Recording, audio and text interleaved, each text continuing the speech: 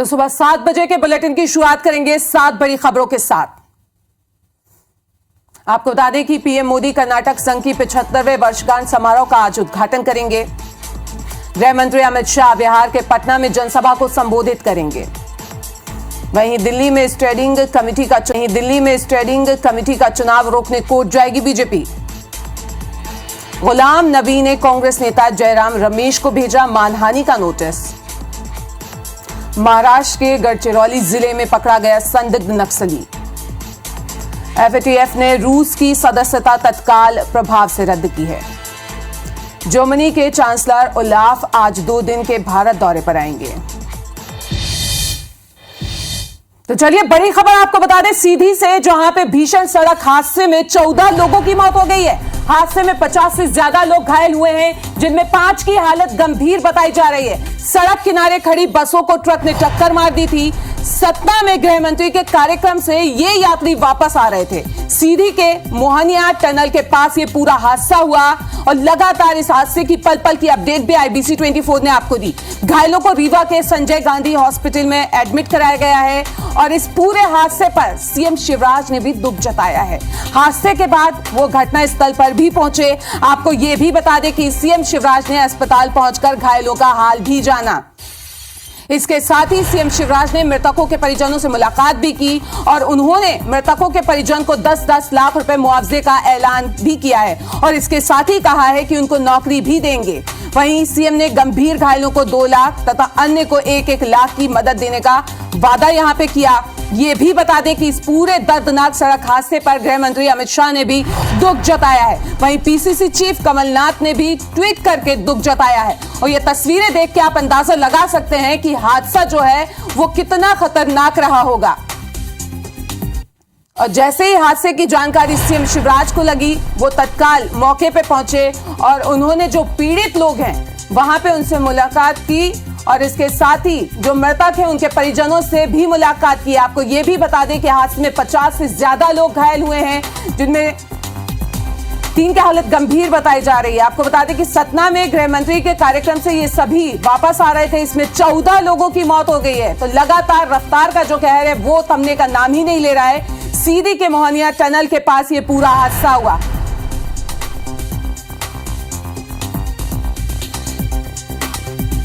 पूर्ण दुर्घटना में हमारे जो साथी नहीं रहे, उनके परिजनों को 10 लाख रुपए की राहत राशि दी जाएगी और अगर उनका आश्रित कोई ऐसा है कि जो शासकीय सेवा में लिया जा सकता है योग्यता के अनुसार, तो ऐसी सेवा जहां वो सेवाएं दे सकता है, हम सेवा में लेने का भी काम करेंगे। सरकारी सब उन परिवारों के साथ खड़े हैं जो इस दुर्घटना में हताहत भी हुए हैं। कुछ लोग घायल हैं, उनको उचित व्यवस्था से लेकर के उनके इलाज और सारी बातों के बारे में हमारी मुख्यमंत्री जी ने संवेदनशीलता के साथ तत्काल यहाँ आकर के उन्हें सहायता देने का, हर प्रकार से इलाज उन्हें उपलब्ध हो, ये प्रयास हमारी सरकार माननीय मुख्यमंत्री जी कर रहे हैं।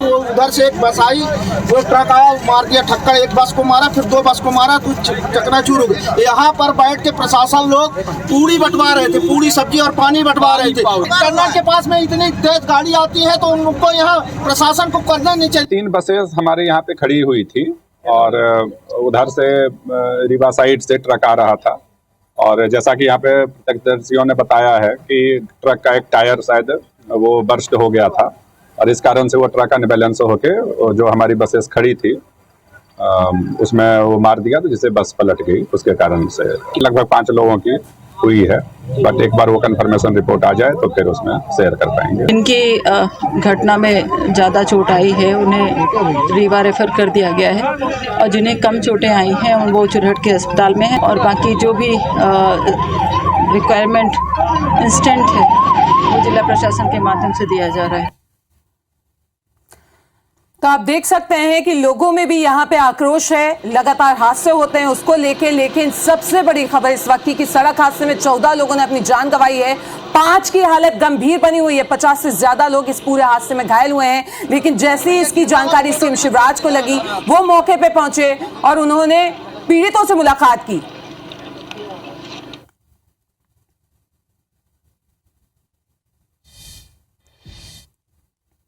और इसी खबर पर ज्यादा जानकारी के लिए हमारे दो संवाददाता सीधी और रीवा से जुड़ रहे हैं, राजीव और मनोज। तो सबसे पहले हॉस्पिटल का रुख कर लेते हैं, रीवा का। मनोज, आपसे जानना चाहेंगे कि अभी घायलों की स्थिति कैसी है?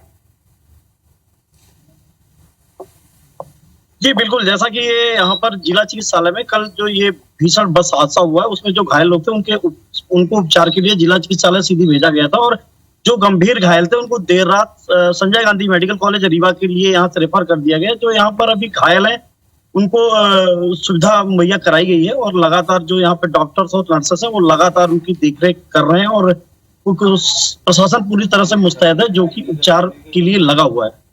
चलिए अब सीधी का रुख कर लेते हैं, आपसे जानना चाहेंगे कि अभी फिलहाल क्या स्थिति है, क्योंकि जिस तरीके से हम देख रहे थे लोगों में बड़ा आक्रोश है। यहाँ पे सीएम पहुंचे थे तत्काल।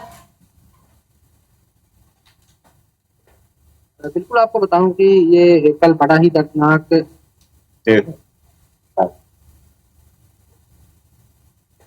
चलिए आपसे जानना चाहेंगे कि राजीव अभी मौके पे क्या स्थिति है, फिलहाल अपडेट दीजिए पूरा।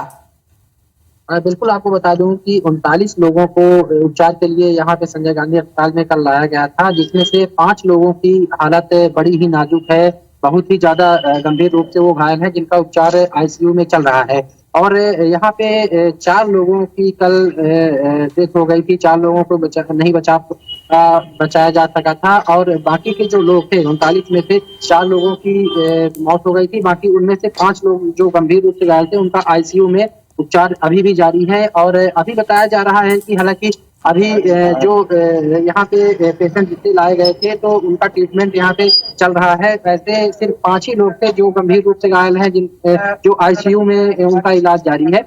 और इस अगर घटना की बात करें तो कल सीएम शिवराज सिंह चौहान को जैसे ही सूचना मिली तो घटनास्थल का भी मुआयना करने के लिए वहाँ पे निर्देशक देने के लिए वहाँ पे घटनास्थल में वो पहुंचे थे। उसके बाद जो यहाँ पे घटना में शिकार हुए थे उनको देखने के लिए संजय गांधी अस्पताल पहुंचे थे, और वहाँ यहाँ पे हालचाल जाना था, और जिम्मेदार जो यहाँ पे प्रशासन के अधिकारी हैं उनको निर्देशित किए थे। और उसके साथ ही उन्होंने घोषणा की थी कि जो इस घटना में शिकार हुए हैं, जिनकी मौत हो गई है, उनको 10 लाख रुपए उनके परिजनों को दिया जाएगा, और अगर योग्यता रखते हैं उनके परिजन तो उनको 1 नौकरी भी दी जाएगी। और जो ज्यादा सीरियस है, जो जैसे कि वो आईसीयू में 5 लोगों का इलाज चल रहा है, ऐसे लोगों को 2 लाख रुपए और 1 लाख रुपए जो सामान्य चोटें आई हैं। और मैं आपको एक बात यह भी बताऊं कि इनका उपचार की जिम्मेदारी पूरी प्रशासन की है। उपचार में जितना चाहे, अगर उनको आवश्यकता पड़ी कि एयर एम्बुलेंस से अगर कहीं भी शिफ्ट करना है, ले जाने की आवश्यकता पड़ेगी तो वह भी शासन व्यवस्था कराएगा। सीएम ने साफ साफ निर्देश दिए हैं कि इसमें के इलाज में किसी भी तरह की कोई भी कोताही नहीं बरती जाएगी, चाहे उनको जिस तरह के ट्रीटमेंट की आवश्यकता पड़ेगी उनको शासन द्वारा उपलब्ध कराया जाएगा। बिल्कुल, तो मनोज का रुख कर लेते हैं, सीधी से हमारे संवाददाता हमारे साथ जुड़े हुए हैं। मनोज, आपसे जानना चाहेंगे अभी तक का पूरा अपडेट, क्योंकि जिस तरीके से एक्सीडेंट हुआ है, तस्वीरें देखी और लगातार हम दिखा रहे हैं पल पल की अपडेट। जी बिल्कुल, जैसा कि ये हादसा हुआ है और हादसे के बाद जो लोग गंभीर घायल थे उनको तत्काल उपचार के लिए जिला चिकित्सालय सीधी सामुदायिक स्वास्थ्य केंद्र चुराट में इनको शिफ्ट कराया गया था, और जैसे जो इनमें ज्यादा गंभीर हैं उनको रीवा मेडिकल कॉलेज के लिए भर्ती कराया गया है। साथ ही ये बहुत बड़ी और दुखद घटना है, जहां पूरी घटना में अब तक 14 लोगों की दर्दनाक मौत हो चुकी है। और हम अगर बात करें तो कल बहुत सारे ऐसे लोग भी यहाँ पर परिजन आए हुए थे जो कि जिनके लोग सतना में ये आयोजन में शामिल हुए थे, लेकिन उन प्रशासन द्वारा किसी भी प्रकार की उनको जानकारी मुहैया नहीं करा पा जा रही थी कि वो ना उनके परिजन ना घायलों की सूची में थे, ना कि मृतक की सूची में थे। तो निश्चित तौर से कल जो ये भीषण हादसा था, तो अभी भी कुछ लोग ऐसे हैं यहाँ पर परिजन यहाँ पे भटक रहे हैं, जिनके लोग परिजन आयोजन में गए थे लेकिन उनकी किसी भी प्रकार से शिनाख्त नहीं हो पा रही है। तो देखना ये होगा कि अभी इस तरह कोई एक मेजर सूची नहीं जारी हो पाई है जिससे कि जो परिजन है उनको सांत्वना मिल सके कि उनके परिजनों की क्या स्थिति है और रोके उनका बुरा हाल है। और निश्चित तौर से अभी वो ये जानने की कोशिश कर रहे हैं कि हमारे परिजन गए थे तो वापस नहीं आए हैं, वो किस कंडीशन में कहाँ है, वो लगातार प्रशासन से अपनी गुहार लगा रहे हैं। मनोज, प्रशासन के किसी अधिकारी से आपने बात करने की कोशिश की कि ये जो लोग हैं, जो परिजन परेशान हो रहे हैं, तो उनके जो परिजन वहां पे गए थे सभा में शामिल होने के लिए, उनका कैसे पता चलेगा?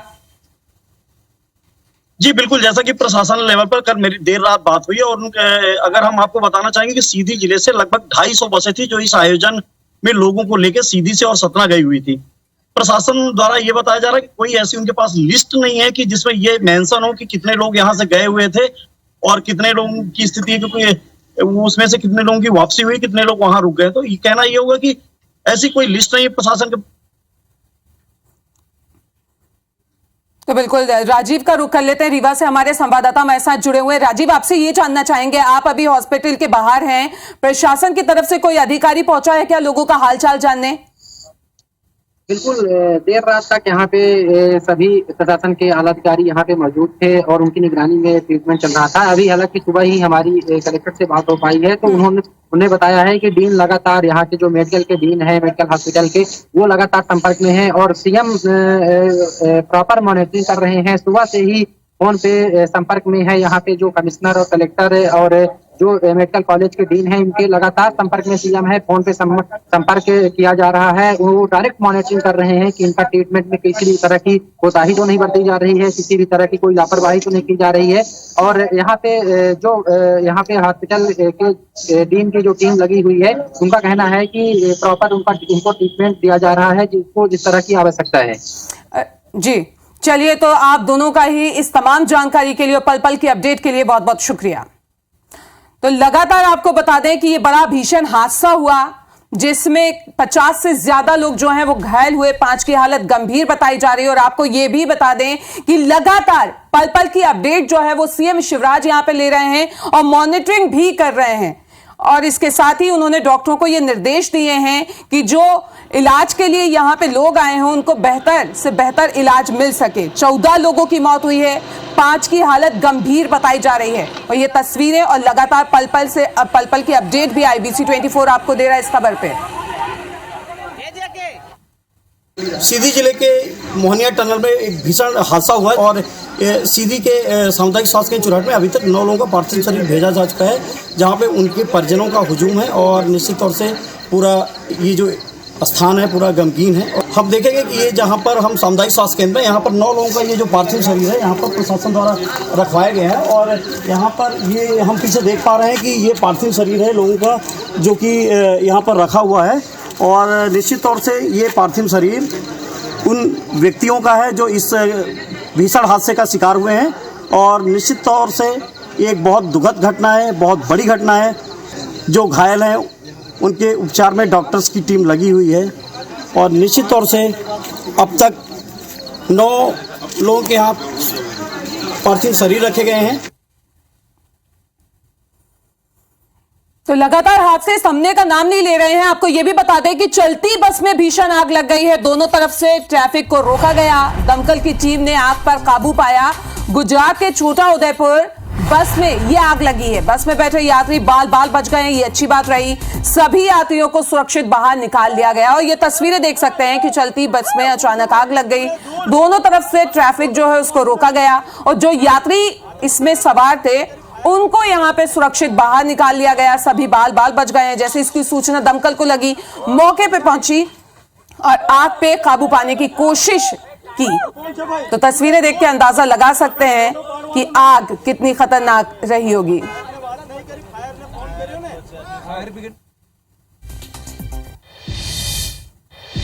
तो ये गुजरात की तस्वीरें आपने देखी, लेकिन इसके साथ आपको ये भी बता दें कि सड़क किनारे दुकानों में आग लग गई, 9 दुकानें जलकर पूरी तरीके से खाक हो गई।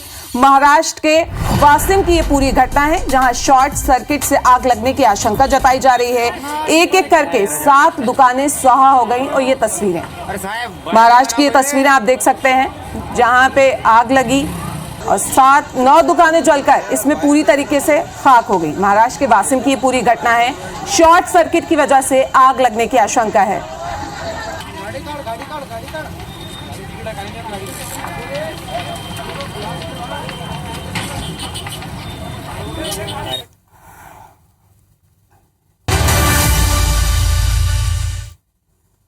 ब्रेक के बाद स्वागत है आपका। आपको बता दें कि कांग्रेस के राष्ट्रीय अधिवेशन का रायपुर में आज दूसरा दिन है। सुबह 9 बजे पीसीसी और एआईसीसी डेलीगेट्स पहुंचेंगे और आज सुबह 10:30 बजे राष्ट्रीय अध्यक्ष का संबोधन होगा। वहीं सुबह 11:30 बजे सोनिया गांधी का संबोधन होगा और उसके बाद दोपहर 12 बजे 7 बजे तक 3 प्रस्तावों पे चर्चा यहां पे की जाएगी और शाम के 7:30 बजे से यहां पे सांस्कृतिक कार्यक्रम होंगे। कल युवा, शिक्षा और रोजगार विषय पर भी चर्चा होगी। कल सुबह 10:30 बजे राहुल गांधी का संबोधन होगा और कल 2 बजे कांग्रेस अध्यक्ष का संबोधन होगा। इसके साथ ही आपको यह भी बता दें कि दोपहर 3 बजे तक कांग्रेस की आम सभा होगी। सभा को राहुल गांधी, खड़गे और सीएम भूपेश बघेल संबोधित करेंगे।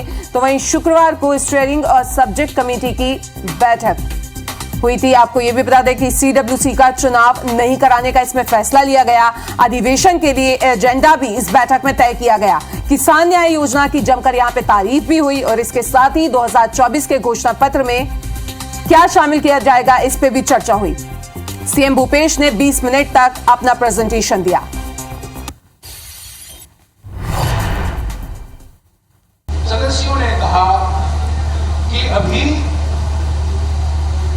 कांग्रेस अध्यक्ष को अधिकार दिया जाए सीडब्ल्यूसी के सदस्यों को नॉमिनेट करने, कमजोर वर्गों के लिए, युवाओं के लिए, महिलाओं के लिए, दलितों के लिए, आदिवासियों के लिए, ओबीसी के लिए और अल्पसंख्यक के लिए हमारे पार्टी के संविधान के प्रावधानों में ही उनका प्रतिनिधित्व हम सुरक्षित कर रहे हैं।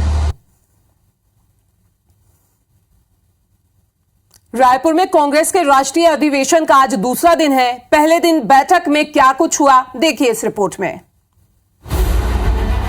शुक्रवार को कांग्रेस का 85वां राष्ट्रीय अधिवेशन छत्तीसगढ़ की राजधानी में शुरू हो चुका है। अधिवेशन के पहले दिन सबसे पहले कांग्रेस स्टीयरिंग कमेटी की बैठक हुई। कांग्रेस अध्यक्ष मल्लिकार्जुन खड़गे की अध्यक्षता में हुई बैठक में सीडब्ल्यूसी यानी कांग्रेस वर्किंग कमेटी चुनावों पर बात हुई, जिसमें नेताओं के अलग अलग मत सामने आए। कांग्रेस नेता अभिषेक मनु सिंघवी, दिग्विजय सिंह और अजय माकन चुनाव के पक्ष में दिखे, जबकि बाकी नेता फिलहाल सीडब्ल्यूसी चुनाव के पक्ष में नहीं थे। आखिरकार सर्वसम्मति से तय किया गया कि सीडब्ल्यूसी सदस्यों को कांग्रेस अध्यक्ष चुनेंगे।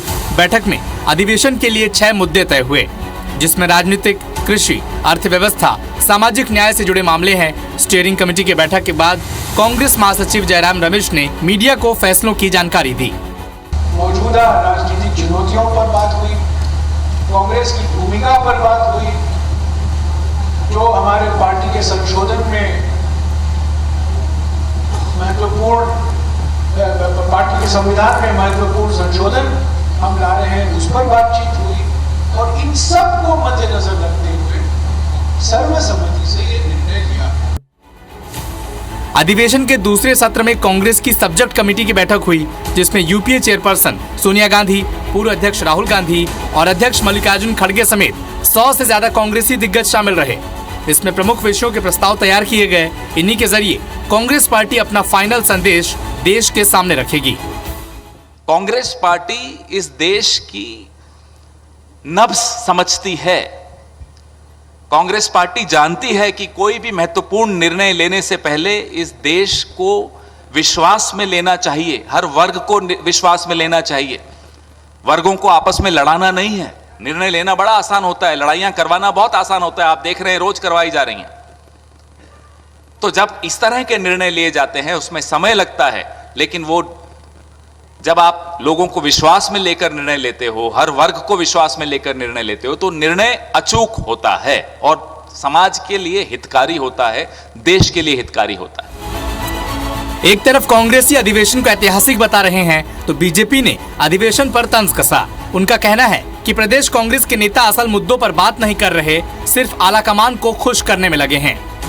चिंतन शिविर में सोचना चाहिए इनको कि छत्तीसगढ़ के अंदर में गरीब आदमी है, उसके सपने को भंग किया जा रहा है। प्रधानमंत्री आवास नहीं मिल रहा है, जल जीवन योजना लेट लतीफ चल रही है, लोगों को घर में नल का कनेक्शन मिले, प्रधानमंत्री जी की सोच है। तो ये सारी केंद्र की योजनाओं को रोककर जो है ये यहाँ की सरकार अहंकार और घमंड में आ गई है और इस बात का चिंतन करना चाहिए कि आने वाले समय में जो है कांग्रेस की जो छत्तीसगढ़ में दुर्दशा होने वाली है और जनता ने ठान लिया है कि सरकार को जो है उखाड़ कर फेंकेंगे। राष्ट्रीय अधिवेशन के पहले दिन सियासी दिग्गजों की नजर सोनिया और राहुल गांधी के एक साथ रायपुर आगमन, एयरपोर्ट पर उनके भव्य स्वागत और प्रदेश कांग्रेसी खेमे में भारी उत्साह पर रही। बड़ा सवाल ये रहा कि कांग्रेस इस अधिवेशन से क्या मैसेज देश को देती है। छत्तीसगढ़ में हो रहे अधिवेशन का लाभ क्या कांग्रेस को 2023 में प्रदेश और फिर 2024 में देश के चुनाव में मिलेगा? सौरभ सिंह परिहार, IBC 24, रायपुर। तो वहीं कांग्रेस नेता राहुल गांधी ने राष्ट्रीय अधिवेशन को लेकर सोशल मीडिया में पोस्ट किया है। उन्होंने लिखा है कि कांग्रेस पार्टी का 85वां अधिवेशन हमारी साझी विरासत की एक झलक है, हमारे मूल्य और सबको सम्मान देने की, हमारी संस्कृति की हमारी असली शक्ति है। दलित, आदिवासी, OBC, अल्पसंख्यक, महिला और युवाओं को प्रतिनिधित्व देना हमारा लक्ष्य है। राहुल गांधी ने लिखा कि देश में बने नफरत और कट्टरता के माहौल के खिलाफ हम लड़ते रहेंगे। गरीबों, किसानों, मजदूरों और वंचितों की आवाज हम उठाते रहेंगे। जन जन तक हम कांग्रेस का ये संदेश पहुंचाएंगे।